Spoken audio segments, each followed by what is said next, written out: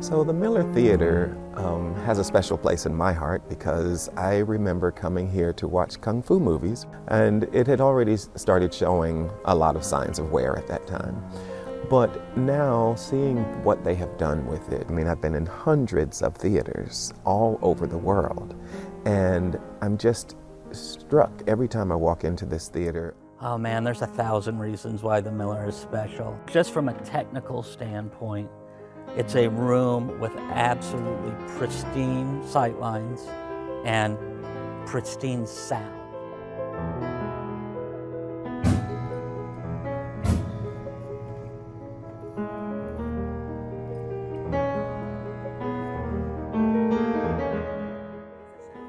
My name is Stephen Yules. I'm the marketing manager at the Miller Theater and a columnist with the Augusta Chronicle. The Miller, although it was built as a movie theater, has really become a music hall. It's what we're best at. And so we've done probably about 145 shows since the theater opened in January 2018. And it's sort of run the gambit, Weird Al to symphony concerts.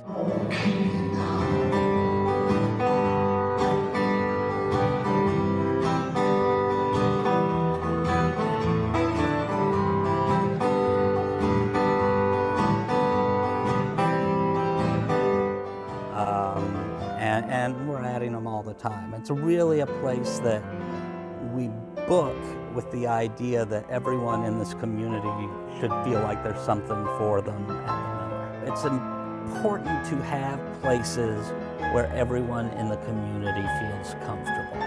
And that's always been sort of our goal, since the theater is reopened with this place, is we want everyone who comes in here to feel like,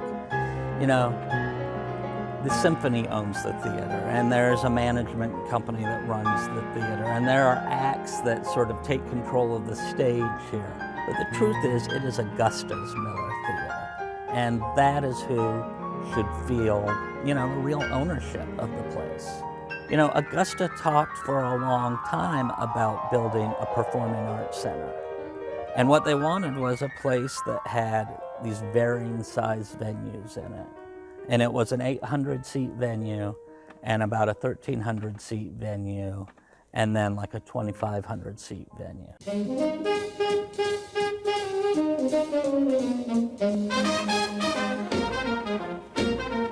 Opened in 1940, closed in 1985.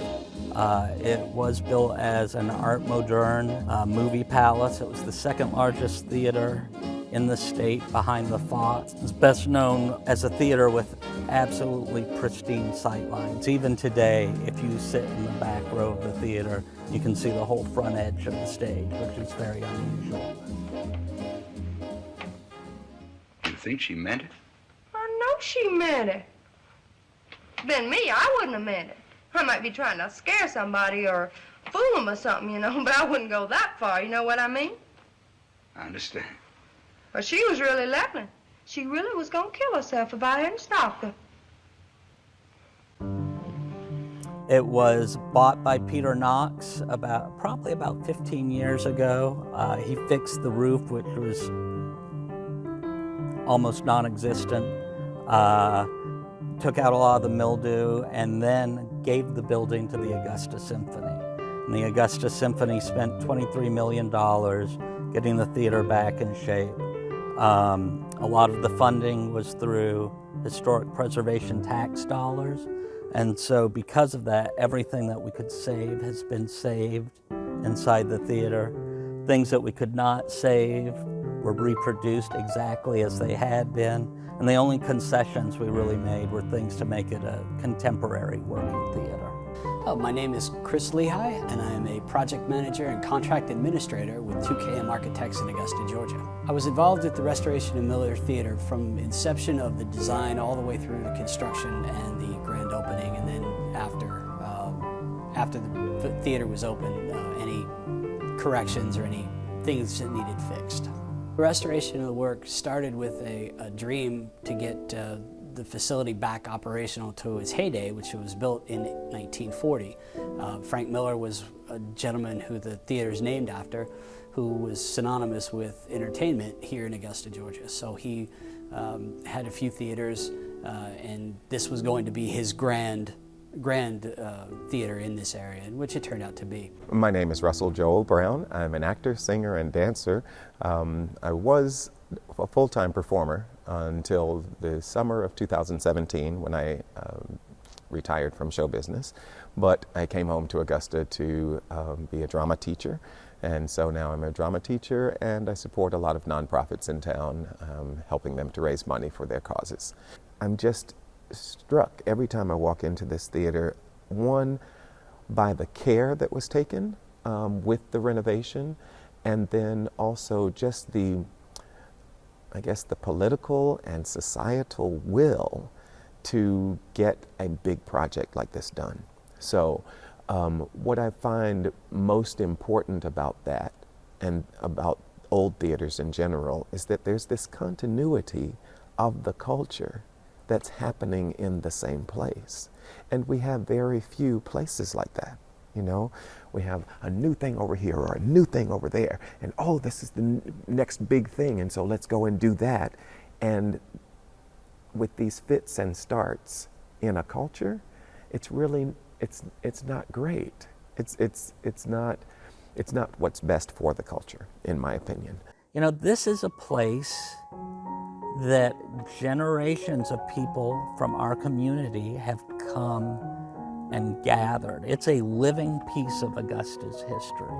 So when you come in and you go upstairs and you grab that handrail, that is the same handrail that was installed, you know, in 1940. Everyone who's come in this theater has touched that handrail. That's a real physical, tactile connection to this community's past. That's something you don't find everywhere. Probably my most favorite thing that we have in there is the water fountain. So you go to the water fountain and it's a pink and it's a green and it doesn't match anything in the building at all, but it's actually original and it's in excellent shape. The contractors were able to clean it up. There was a few dings and a few holes here or there. They were able to patch those, and when you see that piece, you can't drink from it, but your eyes can actually drink in and see how beautiful the restoration process can be. I think that if you have a place where the best of culture is expected, then the culture can grow and change, but the place remains the same.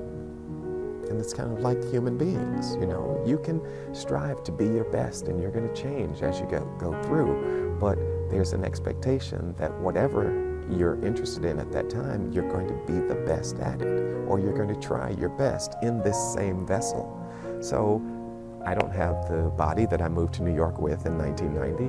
My voice it was really good at that time. I think it's really good now, but it's a very different voice.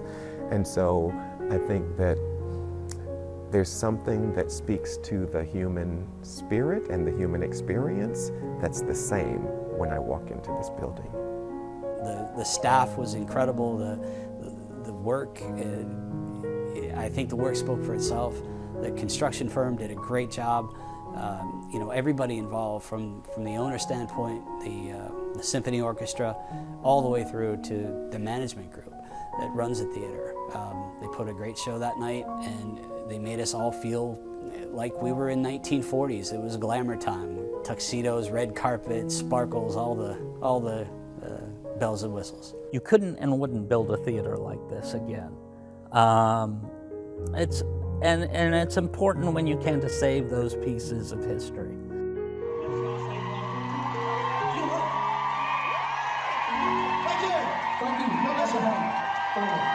Thank you.